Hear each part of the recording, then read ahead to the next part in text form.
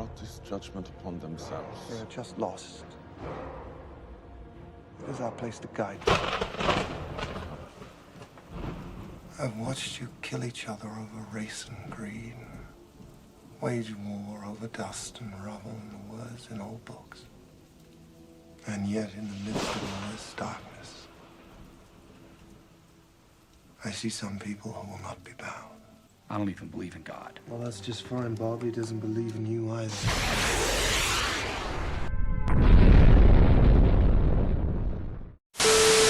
What's up, everybody? Peace. First, I want to say the information that was gathered from Google, people have to remember, this information is given to us by the same people who give us school books and any other books. This is why, when I question everything, I tend to remind myself that this stuff might not be 100% true. But through my research on the Eye of Providence, the Eye of Ra, the Eye of Horus, this is some information I gathered. Please let me know in the comments what you think of the Eye of Providence or the Eye of Horus. Peace out, everyone, and have a good day. I'm going to set this video off with the Eye of Providence, or the All-Seeing Eye, or the Eye of God. And we're going to start off with Wikipedia, of course, to see what is stated here.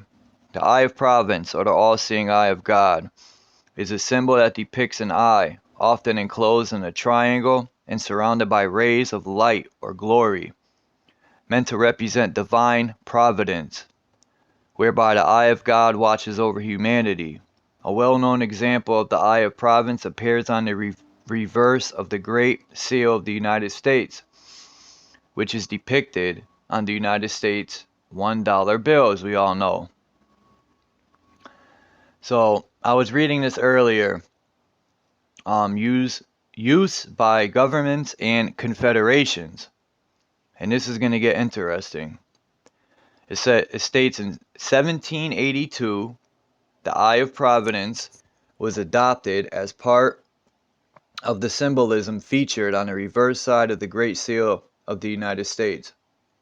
It was first proposed as an element of the Great Seal by the first of 3 design committees in 1776, and is thought to be the suggestion of the artistic consultant Pierre Eugene du Cimetière,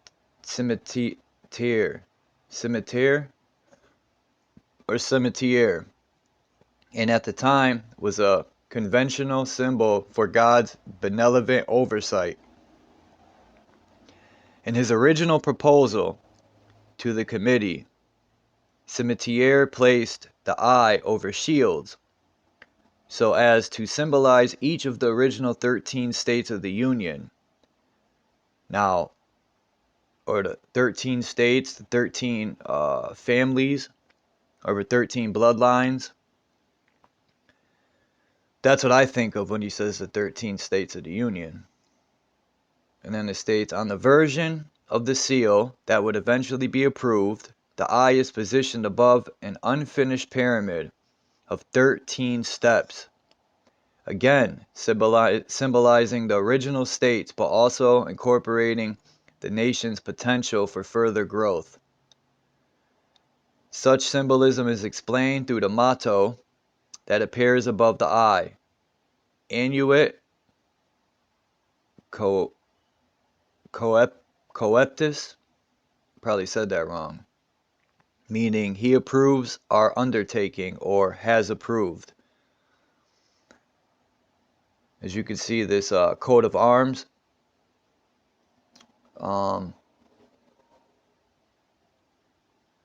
so this is where it gets interesting. It says, perhaps due to its use in the design of the Great Seal, the eye has made its way into other American seals and logos, such as, for example, you got the Seal of Colorado, the City Seal of Kenosha, Wisconsin, and then you got DARPA's Information Awareness Office. And I'm going to show these 3 symbols as I'm saying them. Now, this Braslaw Belarus coat of arms is from Russia. I'm going to show you in a minute. U.S. currency. The Eye of Providence has been used among various forms of currency throughout U.S. history, including the United States $1 bills, we all know, as part of the Great Seal, the Vermont copper, Nova Constellatio patterns of 1783, Nova Constellatio coppers of 1783 and 1785, and some immune Columbia issues. Even Lithuania. The Eye of Providence appears on several Lithuanian insignia, including the coat of arms of Alov or Alove. Couldn't find no flags or coat of arms of that. The coat of arms of that word right there. That word I can't pronounce. I ain't even going to try it. The coat of arms of Calvaria. The coat of arms and flags of Plunge, and the coat of arms and flag of that word right there. Let me hit that. I'm gonna see if it'll let me sound it out, because I get frustrated when I can't sound something out. Let's see. Sialue? Siaule? Something like that. It's in Lithuania. But I'll make these coat of arms larger so everyone could see. What happened here?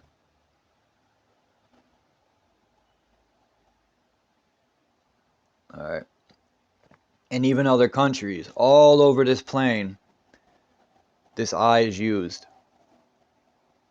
The Eye of Providence appears on the coat of arms of Braslao, Belarus, and of Willamoes, Poland. I know I'm saying all that wrong, but I tried. The eye was also part of the flag and coat of arms adopted by the Confederation of the Equator, a short-lived 1824 secessionist revolt in the northeastern province of Brazil. In the United Kingdom, the symbol was part of the Guards Division insignia created in 1915. In Estonia, the 50 krone note shows the eye as part of a depiction of the pipe organ of the P.E.A.C.E church. Likewise, the old 500 Ukrainian hryvnia, man, that word. The note also depicts the eye. I can't say that word. The eye was included in the original publication of France's Declaration of the Rights of Man and of the Citizen, which also borrows iconography from the Ten Commandments. Similarly, the symbol is featured on the front page of the Constitution of Serbia from 1835. Similarly, in Nigeria, the eye symbol is part of Nigeria Customs Service logo. It's also the logo of DSTV's popular reality program, Big Brother Naija. Now in Freemasonry.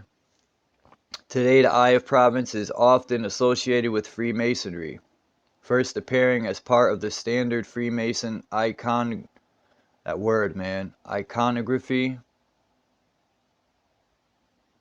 in 1797 with the publications of Thomas Smith Webb's The Freemason's Monitor. In this use, the eye representing the all-seeing eye of God serves as a reminder that humanity, thoughts, and deeds are always observed by God, who is referred to in Masonry as the great architect of the universe. Typically, the Masonic Eye of Providence has a semicircular glory below it and is sometimes enclosed by a triangle. I just want to hit that and see what this triangle is about. They're just going to talk about a regular triangle. There's something about these symbols. It's just more than what they're telling us, because why would you just put that type of a mathematical triangle with the eye above? Could that be the sun also with the triangle and how close the sun is to the earth? I think these symbols mean more than just the Eye of Providence. And I'm trying to find its origin. Let's move on. Popular among conspiracy theorists is the claim that the Eye of Providence shown atop an unfinished pyramid on the Great Seal of the United States indicates the influence of Freemasonry in the founding of the United States. However, common Masonic use of the eye dates to 14 years after the creation of the Great Seal. Furthermore, the only Mason among the members of the various design committees for the Great Seal was Benjamin Franklin, whose ideas for the seal were not adopted. Likewise, various Masonic organizations have explicitly denied any connection to the creation of the seal. Well, that's funny because they use it a lot. Use in religion, Christianity. The association of an eye with the concept of divine providence is found in Christianity. In late Renaissance European iconography, the eye surrounded by a triangle was an explicit symbol of the Christian Holy Trinity. Now, I just got to say something about this Holy Trinity, because I was thinking about it earlier, and this is odd it came up. The Holy Trinity is supposed to be the Father, the Son, and the Holy Spirit. Well, for my research, the real Holy Trinity is the Mother, the Father, and the Child. So, I don't understand how religion's always switching stuff. Let's move on. The Eye of Providence was later painted above an image of three faces in Pontormo's 1525 Supper at Emma's. 17th century depictions of the eye sometimes show it surrounded by clouds or sunbursts. The eye of God is a triangle. The eye of God in a triangle is still used in church architecture and Christian art to symbolize the Trinity of God's omnipresence and divine providence. The Eye of Providence is notably featured on the following Eastern Orthodox, Latter-day Saint, and Catholic buildings, among others: the Kazan Cathedral, St. Petersburg, Russia; the Salt Lake Temple, Salt Lake City, Utah; Jesuit Church, Mannheim, in Germany; Shio something Monastery in Georgia, can't say that either. And then miscellaneous uses, it says commonly in the context of a reference to Illuminati. Numerous video games, TV shows, films, books, and websites contain depictions of the eye. And then it says the colleges and universities and signa and logos of organizations. Several universities and college fraternities use the Eye of Providence in their coat of arms, seals, or badges notably. And these are a list of all the places right here, just some probably. And the gallery of these pictures, I'm going to show bigger photos so everyone could see them. And I'm about to look and see, okay, the third eye, these right here, we're going to get into this. Let's look at the Eye of Horus, because that is very similar, as you can see here. The Eye of Horus is a concept and symbol in ancient Egyptian religion that represents well-being, healing, and protection. It derives from the mythical conflict between the god Horus with his rival Set, in which Set tore out or destroyed one or both of Horus's eyes, and the eye was subsequently healed or returned to Horus with the assistance of another deity, such as Thoth. Horus subsequently offered the eye to his deceased father Osiris, and its revitalizing power sustained Osiris in the afterlife. The Eye of Horus was thus equated with funerary offerings, as well as with all the offerings given to deities in the temple ritual. It could also represent other concepts such as the moon, whose waxing and waning was likened to the injury and restoration of the eye. The Eye of Horus symbol, a stylized eye with distinctive markings, was believed to have protective magical powers and appeared frequently in Egyptian art.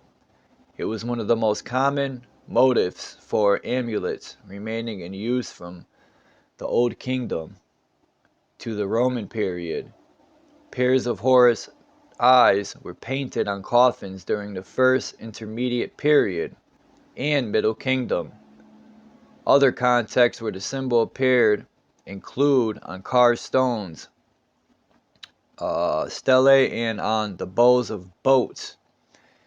To some extent, the symbol was adopted by the people of regions neighboring Egypt, such as Syria, Canaan, and especially Nubia. The eye symbol was also rendered as a hieroglyph. Egyptians have long believed that hieroglyphs representing pieces of the symbol stand for fractions in ancient Egyptian mathematics, although this hypothesis has been challenged. In the origins of the eye, the ancient Egyptian god Horus was a sky deity, and many Egyptian texts say that Horus's right eye was the sun and his left eye was the moon. The solar eye and lunar eye were sometimes equated with the red and white crown of Egypt, respectively. Some texts treat the Eye of Horus seemingly interchangeably with the Eye of Ra, which in other contexts is an extension of the power of the sun god Ra, and is often personified as a goddess. The Egyptologist Richard H. Wilkinson believes the two eyes of Horus gradually became distinguished as the lunar eye of Horus and the solar eye of Ra. Other Egyptologists, however, argue that no text clearly equates the Eye of Horus with the sun and moon until the New Kingdom.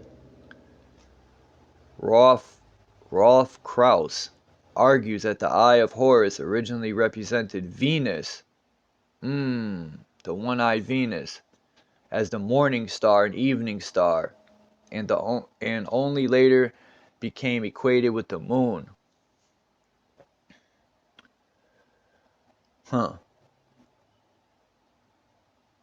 Kaja Gobes argues that the myths surrounding the Eye of Horus and the Eye of Ra are based around the same mytheme or core element of a myth, and that rather than postulating a single original myth of one cosmic body, which was then merged with others, it might be more fruitful to think in terms of a flexible myth based on the structural relationship of an object that is missing or located far from its owner. In the myth surrounding the Eye of Ra, the goddess flees Ra and is brought back by another deity. In the case of the Eye of Horus, the eye is usually missing because of Horus's conflict with his arch-rival, the god Set, in their struggle for kingship of Egypt after the death of Horus's father Osiris. Alright, I'm not going to keep reading on about this, but I'm going to put a picture up right now about this right here. Also looks like the side of the brain.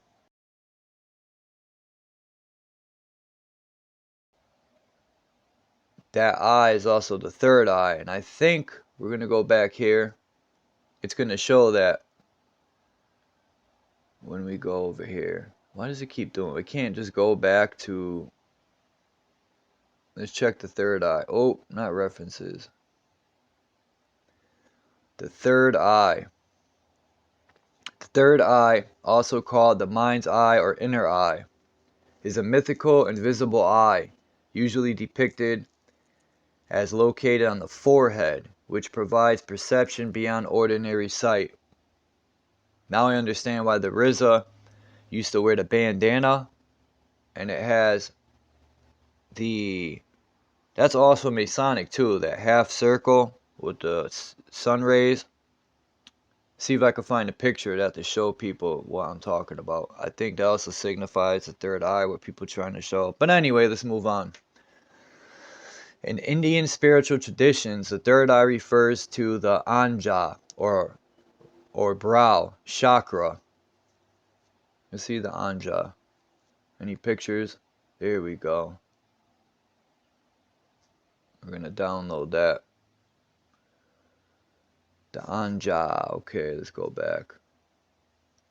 The third eye refers to the gate that leads to the inner realms and space of higher consciousness. In spirituality, the third eye often symbolizes a state of enlightenment. The third eye is often associated with religious visions, clairvoyance, the ability to observe chakras and auras, precognition, and out-of-body experiences. People who are said to have the capacity to use their third eye are sometimes known as seers. In Hinduism and Buddhism, the third eye is said to be located around the middle of the forehead, slightly above the junction of the eyebrows, representing the enlightenment one achieves through meditation. Hindus also place a tilaka between the eyebrows as a representation of the third eye. What is a tilaka? Oh, okay, yup. Hey, doesn't someone put Ash there? Ash Wednesday, if I'm not mistaken. That might be Catholic or Christian. Ash Wednesday? Maybe it'll mention that here. Which is also seen on expressions of Shiva. Buddhists regard the third eye as the eye of consciousness, representing the vantage point from which enlightenment beyond one's physical sight is achieved, and use an urna to the same effect as Hindus. Urna. Any pictures? Oh, yep, right here. Boop.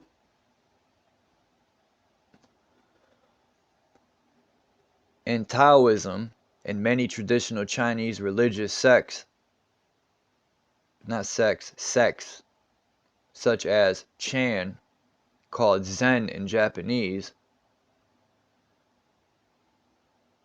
third eye training involves focusing attention on the point between the eyebrows with the eyes closed, and while the body is in various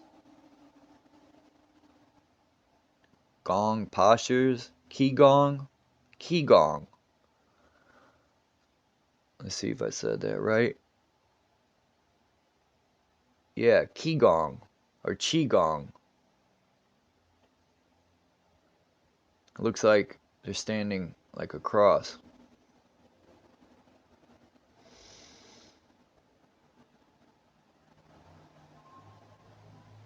It almost reminds me of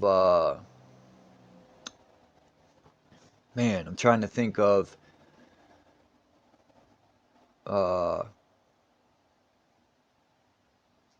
when they I can't think of it, man. It'll come to me. The goal, let's move on. The goal of this training is to allow students to tune into the correct vibration of the universe and gain a solid foundation on which to reach a more advanced meditative state. Taoism teaches that the third eye, also called the mind's eye, is situated between the two physical eyes and expands up to the middle of the forehead when opened. Taoism asserts that the third eye is one of the main energy centers of the body, located at the sixth chakra, forming a part of the main meridian, the line separating left and right hemispheres of the body. In Taoist alchemical traditions, the third eye is the frontal part of the upper dantian, upper cinnabar field, and is given the evocative name muddy pellet. Adherents of Theosophist H.P. Blavatsky have suggested that the third eye is in fact the partially dormant pineal gland, which resides between the two hemispheres of the brain. Reptiles and amphibians sense light via a third partial eye, a structure associated with the pineal gland, which serves to regulate their circadian rhythms.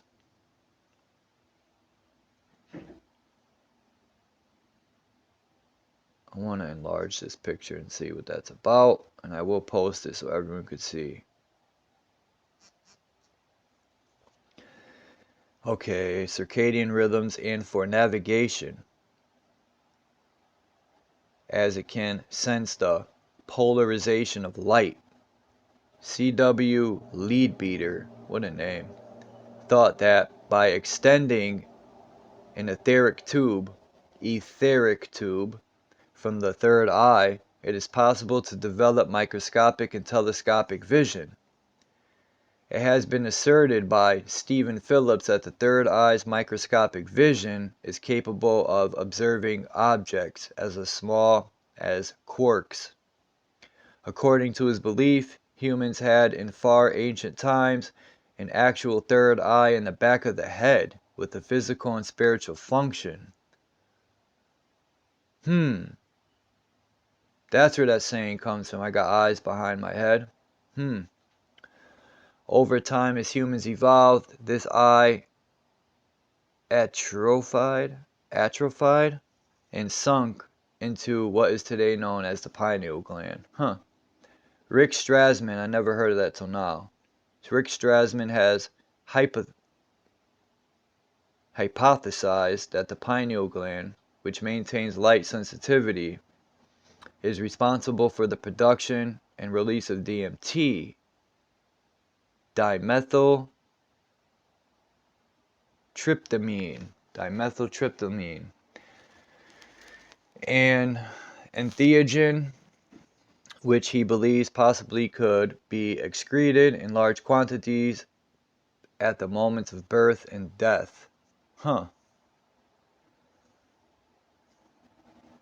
Now, I want to see that ash they put in the middle of the head.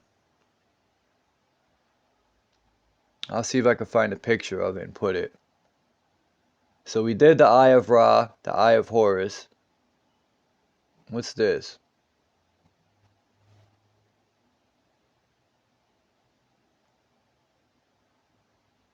What's going on here? Oh. What's that say? Chaldaism?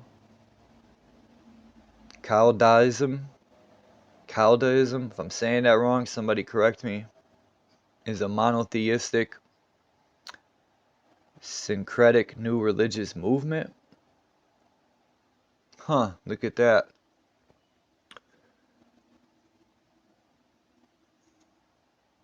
Adherents engage in practices such as prayer, veneration of ancestors, nonviolence, and vegetarianism, with the goal of union with God and freedom from samsara.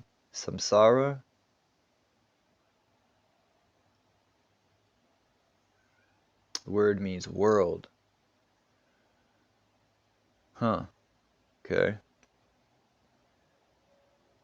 course. Let's go all the way back to the bottom. What's up with this thing here? Estimates of the number of Caldeists in Vietnam vary. I know I'm saying that wrong for some reason. Government figures estimate 4.4 million Caldeists affiliated to the Cao Dai Te Nin Holy See, with numbers rising up. So this is a sort of like a cult or something, maybe. All right.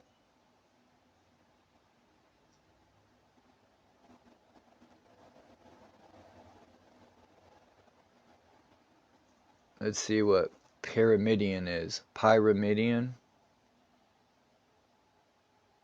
The tomb of a priest in Egypt. That looks like a capstone to a big pyramid. I wonder if they put crystals in there, because pyramids draw an energy depending what they're made out of.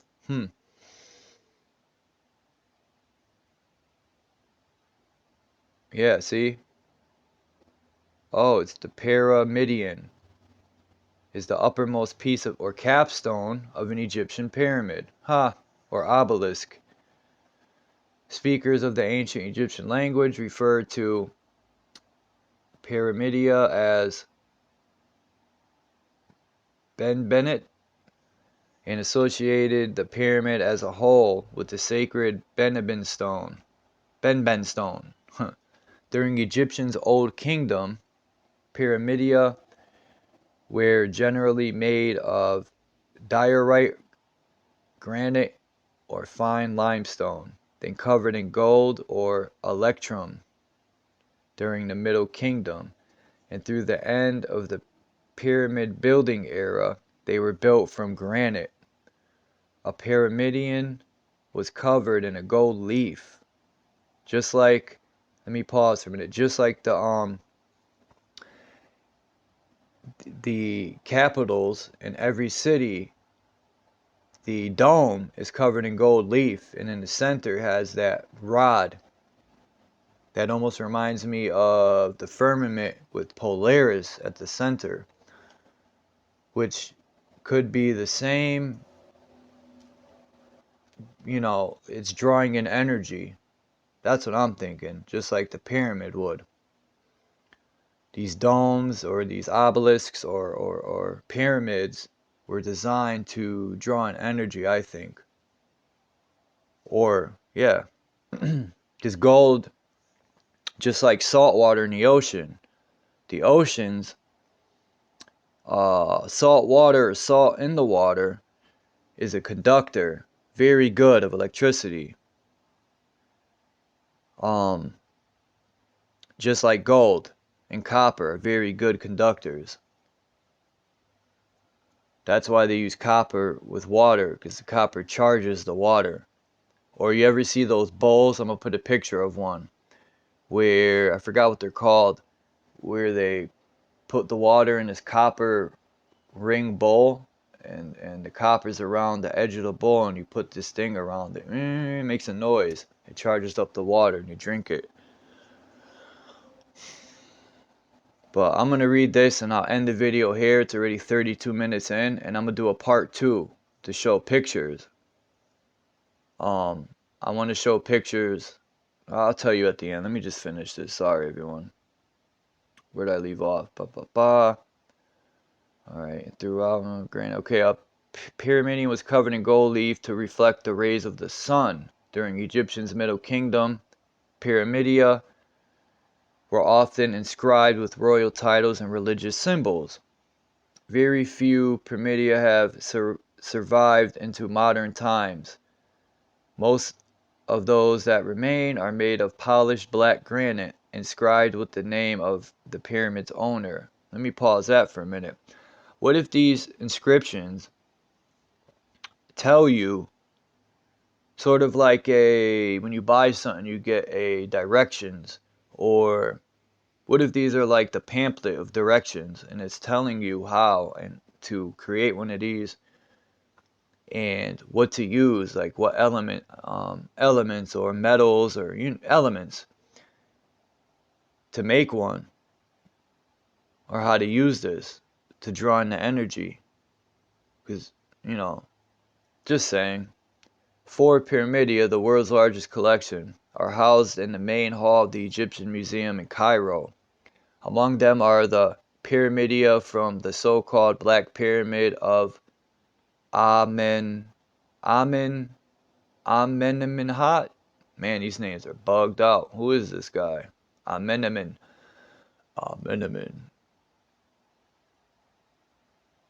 Looks like a white dude with a broken arm.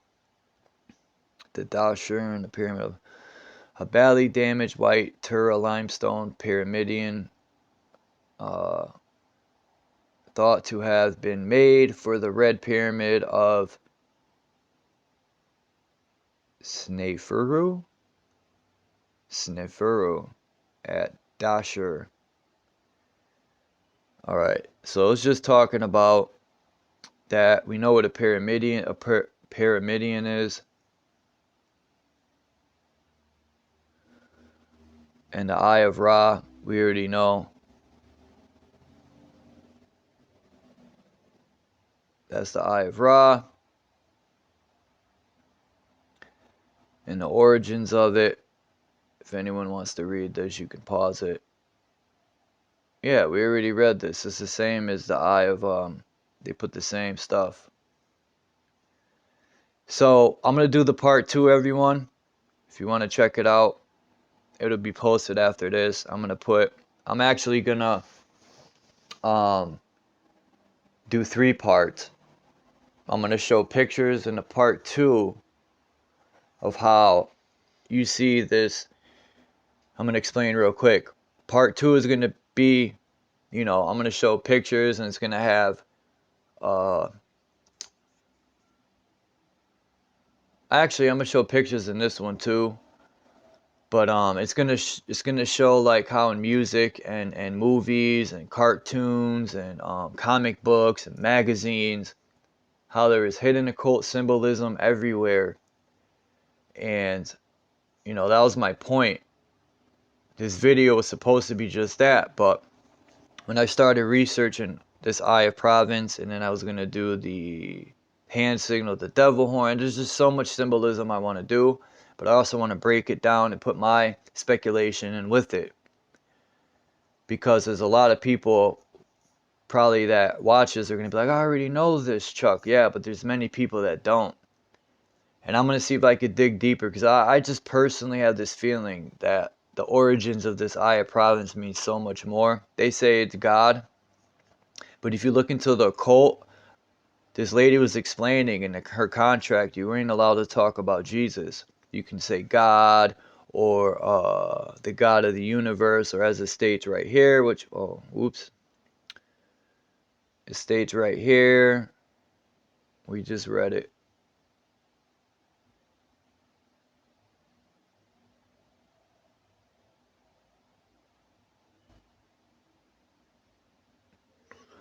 Anyway, that's what she was saying, but I'm going to end it here. Thank you for watching. There will be a part 2 and a part 3, but I'm going to post this first, man. Peace out, everyone.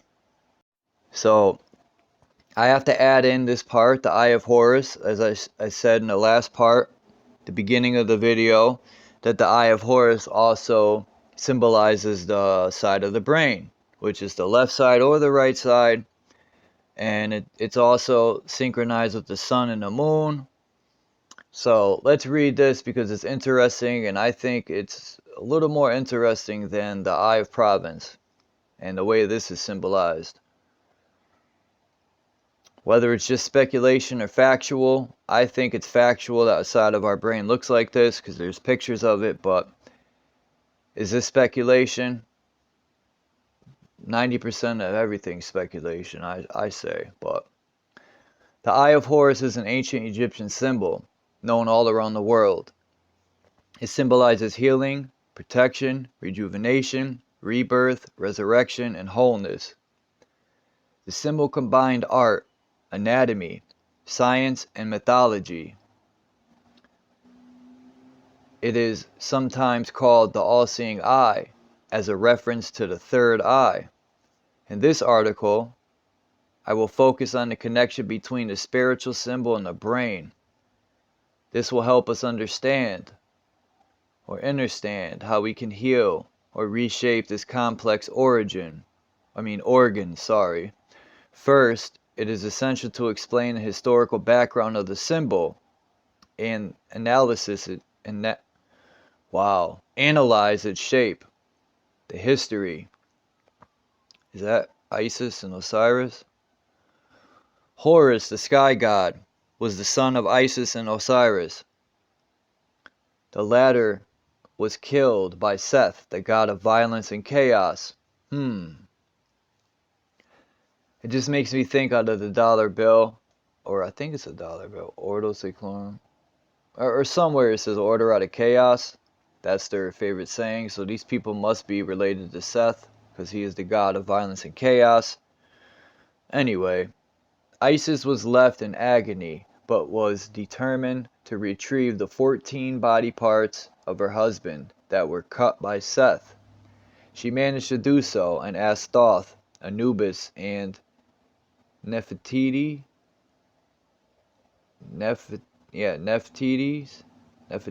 I don't know, to help resurrect him. Osiris came back to life, but Seth heard of his resurrection and killed him a second time. Man, I didn't know that. Isis hid her pregnancy from the terrible god and gave birth to Horus, who later wanted to avenge his father's death. That reminds me of like a kung fu flick.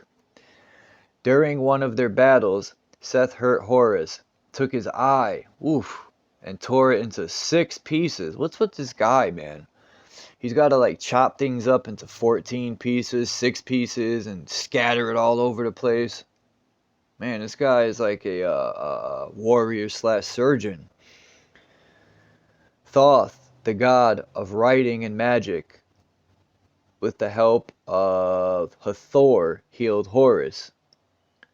The latter defeated Seth in the final battle. The legend of the Eye of Horus was born. So here's the mathematics of the Eye of Horus. I'm going to download that.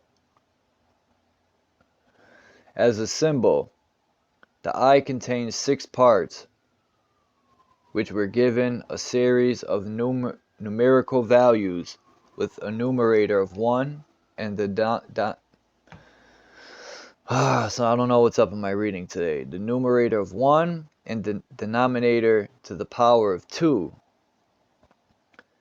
They are linked to our 5 senses, except for one part which is associated with thought and wisdom.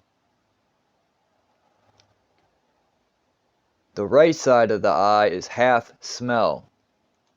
The pupil is 1/4 sight. The eyebrow is 1/8 thought and wisdom. The left side of the eye is 1/16 of hearing. The curved tail is 1/32, that would be of taste. I don't know the 32. And the teardrop is 1/64 of touch. 1/64, I don't know.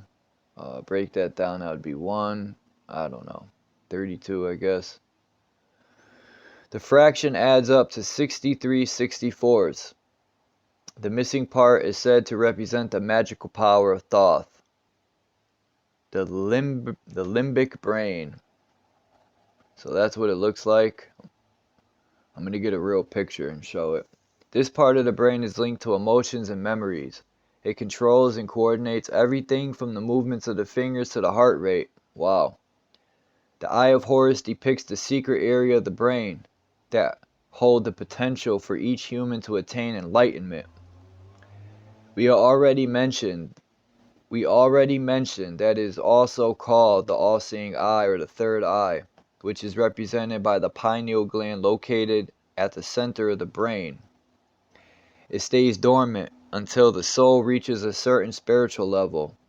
Ancient Egyptians believed that it was primordial to nurture our limbic brain so that the third eye would lead us to spiritual awakening. Lessons to be learned from the Eye of Horus. That blue looks like my mother used to like that type of stone. I can't think of it. The blue stone. It'll come to me. The symbol shows us what to change in our body to improve our spirit. Understanding how the limbic system works will help us heal or reshape our brain. This system is composed of the hypothalamus controls emotions. The hippocampus relates to memories and helps you understand the environment. The amygdala helps coordinate response to things in your environment that trigger an emotional response. Damage to the system stems from trauma, like enduring or witnessing abuse, neglect, or violence, which can result in depression, rage, PTSD, and anxiety. Ancient Egyptians concluded that relaxing the limbic system would heal and reshape our brain. The first step towards change is to look inward and read everything about this system. Conclusion. The Eye of Horus depicts the secret part of the brain connected with our emotions. To reach inner peace and live a meaningful life, it is essential to understand the limbic system. So that was just quick because I wanted to compare that. And I'm going to dig. It's just there has to be more to this symbol. My inner self's telling me to keep digging. So these were just things I guess most people already know because I already know. And yeah, I'm going to keep digging and I will be back. Peace.